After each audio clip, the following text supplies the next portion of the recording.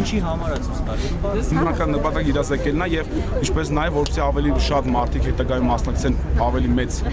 երթերի, քանի որ նպատակ պետք է համանդրական դատարան դիմվի, որպեսզի համանդրական դատարանը այդպիսի մեծ ստվար զանգվածի կարծիքը հաշվի առնի, քանի որ նրանք ծառայում են մեր երկրի համար, իսկ մենք ենք այս երկրի տերը, մենք բոլորս, դուք, մենք եւ նրանք։